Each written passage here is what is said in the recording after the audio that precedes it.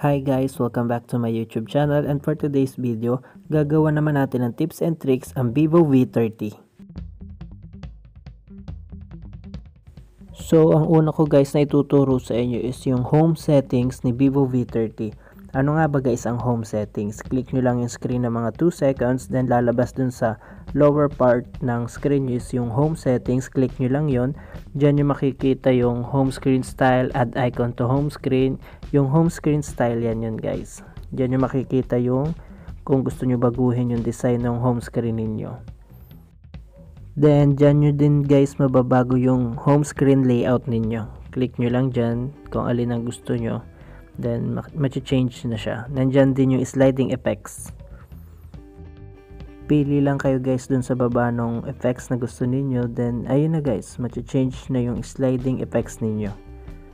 Ganun lang siya guys kadali.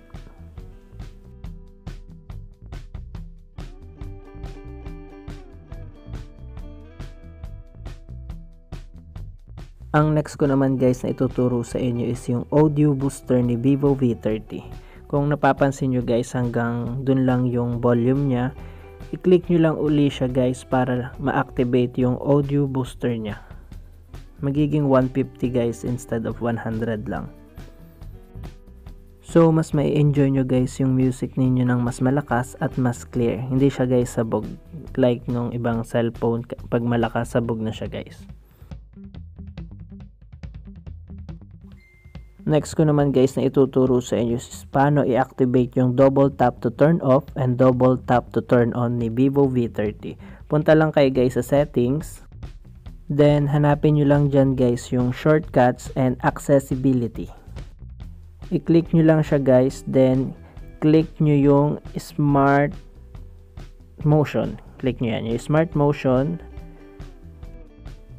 Then after nun guys, click nyo yung smart screen on and off. Then i-activate nyo lang dyan guys yung double tap to wake saka yung double tap to turn off. Then ipapakita ko guys sa inyo kung paano siya gawin. Ganun lang guys, double tap to turn off, then double tap to turn on. Ganun lang siya guys kadali. Then ang next ko na ituturo sa inyo guys is para sa mga hindi pa nakakaalam ng split screen ni Vivo V30. Open lang kayo ng application, then 3 fingers slide up. Then pwede na kayo guys mag-open ng other application habang nagpe-Facebook. Ganun lang siya guys kadali.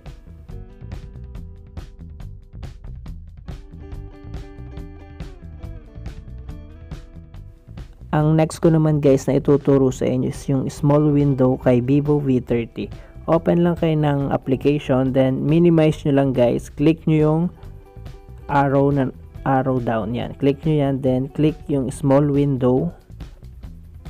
Pansin nyo, lumiit yung application. Pwede na kayo mag-open ng other application habang open yung isang application guys. TikTok and Facebook pwede siya guys. Ganun lang siya guys kadali.